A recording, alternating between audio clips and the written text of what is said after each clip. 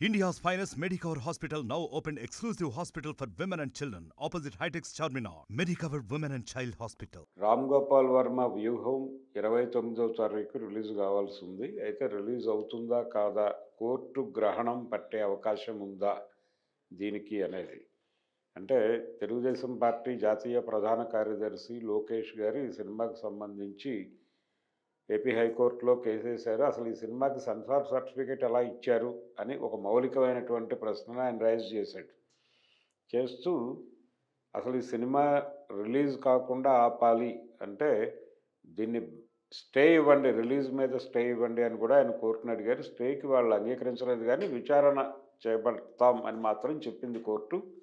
ఆ విచారణ డేట్ 28 ఇచ్చారు. 29 సినిమా రిలీజ్ అంటే 28వ తారీఖు విచారణ జరిగి ఒకవేళ ఈయన ఏదైతే ఆరోపించాడో ఆ ఆరోపణలు సహేతుకము అని కనుక కోర్టు విశ్వసిస్తే టోటల్గా సినిమాని అంటే సెన్సార్ని పిలిచి మాట్లాడే పరిస్థితి ఉంటుంది. అంటే నోటీసులు సర్వ్ అయ్యే పరిస్థితి ఉంటుంది. అది కనుక జరిగితే సినిమా రిలీజ్ ఆగే అవకాశం కూడా ఉంది.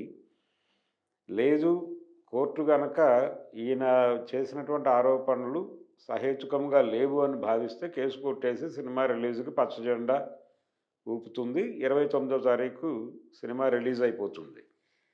రామ్ గోపాల్ వర్మ అయితే చాలా కాన్ఫిడెంట్గా ఉన్నాడు, ఈ సినిమా విషయంలో ఎవరూ నన్ను చేయగలిగింది ఏమీ లేదు అని.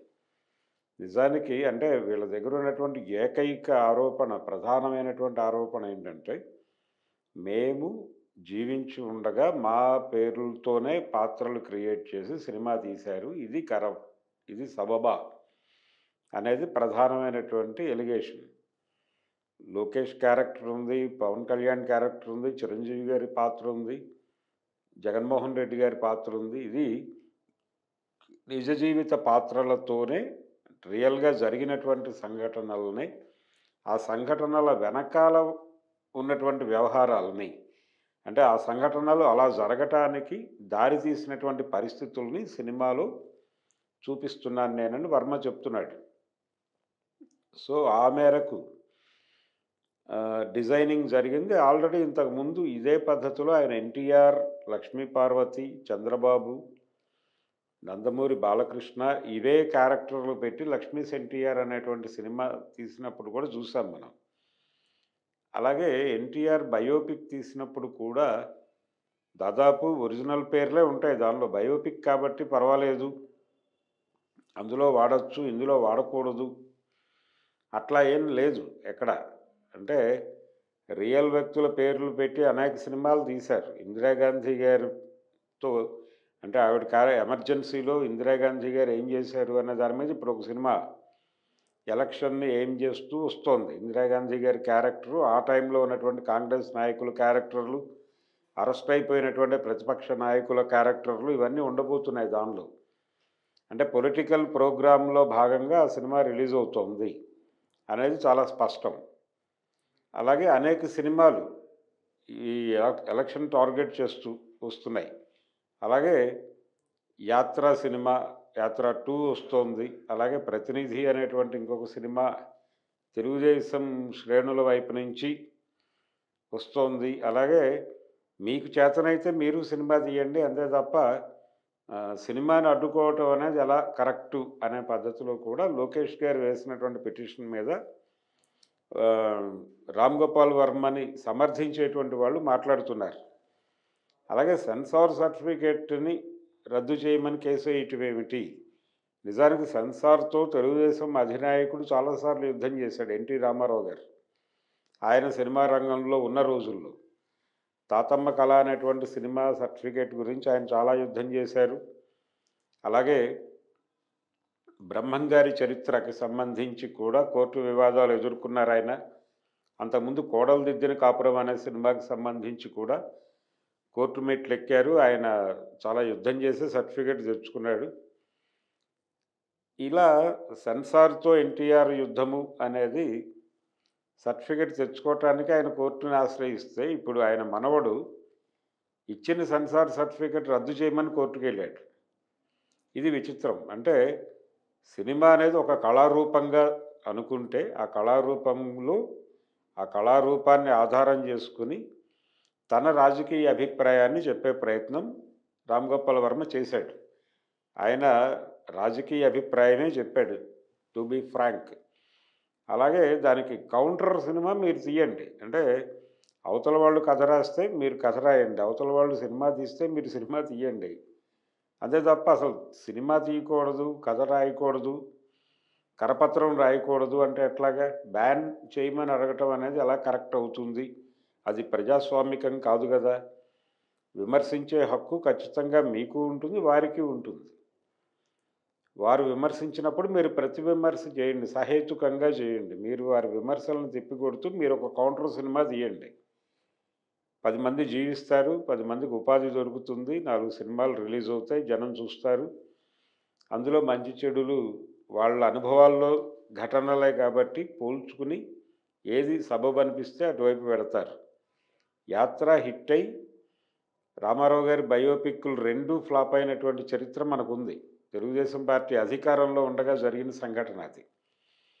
2 చోట్ల అంటే విచిత్రమైనటువంటి కాంట్రాస్ట్. యాత్ర హిట్ అయి తక్కువ బడ్జెట్‌లో చేసినటువంటి యాత్ర బాగా పే చేసింది. మమ్ముట్టి యాక్ట్ చేసింది.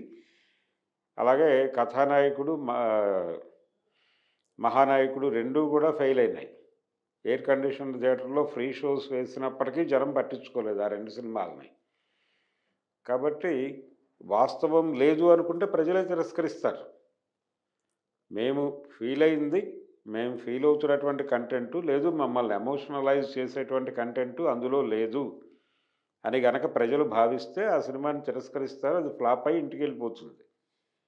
కాబట్టి సెన్సార్ ఎవరు, లేకపోతే కోర్ట్ ఎవరు సినిమాని ఆపటానికి?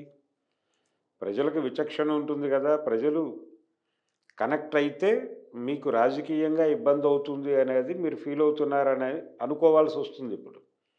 అంటే లోకేష్ వేసిన పిటిషన్‌కి కోర్టు గనక నిజమే అని గనక భావించి సినిమాని ఆపితే, అంటే ప్రజలు చూడకముందే సినిమాని ఆపితే, ఆ సినిమా ప్రభావం ప్రజల మీద పడితే తనకి ప్రమాదం ఉంటుందని తెలుగుదేశం భావిస్తున్నట్టుగా అనుకోవాల్సి వస్తుందా అనేది ప్రశ్న.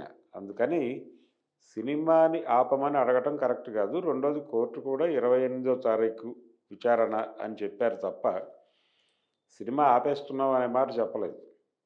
కానీ తెలుగుదేశం నాయకులు చాలా అత్యుత్సాహంగా సినిమా ఆగిపోతుంది, ఆ సినిమా రిలీజ్ అవ్వదు, ప్రసక్తే లేదు అని జాతకాలు చెప్పేస్తున్నారు అప్పుడే. ఎల్లుండి సినిమా రిలీజ్ ఉంది, ఇంకో 2 డేస్. ఈరోజు 26, 27, 28, 29వ తారీఖు సినిమా రిలీజు. 28 నిర్ణయం జరుగుతుంది కోర్టు నుంచి. వర్మ గారు అయితే చాలా కాన్ఫిడెంట్గా ఉన్నాడు. ఎవరు ఏం చేయగలిగింది ఏమీ లేదు, నా సినిమా రిలీజ్ అవుతోంది అని చెప్తున్నాడు ఆయన. రెండోది, కేసు ఏపీ హైకోర్టు పరిధిలో ఉంది కాబట్టి కనీసం అక్కడి వరకైనా ఆపుతామనే పద్ధతిలో ఆలోచిస్తున్నాడు ఆయన. తెలంగాణలో రిలీజ్ అయిపోద్ది కదా, ఈ ప్రభావం అక్కడ పడుతుంది కదా. గతంలో లక్ష్మీ ఎన్టీఆర్ విషయంలో జరిగింది అదే కదా. ఆ సినిమా ఇక్కడ రిలీజ్ అయింది, అక్కడ రిలీజ్ కానివ్వలేదు, కానీ ఆ ప్రభావం ఆ ఎన్నికల మీద పడింది అనేది కదా ఒక స్టడీ రిపోర్ట్ ఉంది కదా.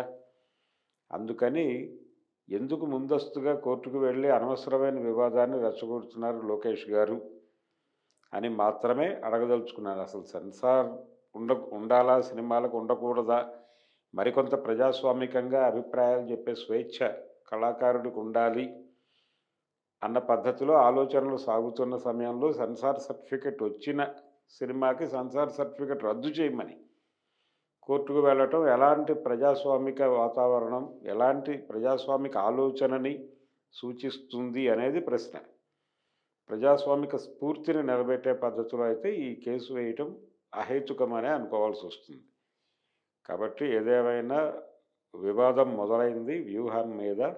పొలిటికల్గా సీరియస్గా ఆ పార్టీ అంటే తెలుగుదేశం పార్టీ జాతీయ కార్యదర్శి లోకేష్ రంగంలోకి దిగి స్వయంగా కేసు వేయటం, ఆయన్ని ఆ సినిమాలో బఫూన్గా చూపించారు, ఆయన ఏదో చెగోడీలు జంతికలు తింటున్న పాత్రలా చూపించారు, ఇలాంటి విమర్శలు కూడా నడిచినాయి.